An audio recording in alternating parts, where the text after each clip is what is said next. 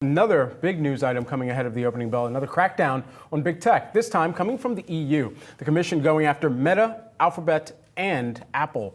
The statement says the EU has opened non-compliance investigations under the Digital Markets Act into Alphabet's rules on steering in Google Play and self-preferencing on Google Search. Apple's rules on steering in the App Store and the choice screen for Safari and Meta's is for pay or consent model. So let's just break that down a little bit further here. So for Alphabet and Apple steering rules, what they say is that the Commission has opened proceedings to assess whether the measures that have been implemented by Alphabet and Apple in relation to their obligations pertaining to app stores are in breach of the Digital Markets Act, requiring gatekeepers to allow app developers to steer consumers to offers outside of the app stores free of charge there. And that's something that's come up time and time again and really has been kicked off by some of the companies who were calling about this for years and saying, hey, can you guys look into this? They're taking revenues from us or just barring us from the opportunity to realize revenue because of that steering that's taking place. Yeah, and the impact that this could potentially have on the bottom line, just putting this in perspective in terms of what this means for Apple's business. The EU accounts for about 7%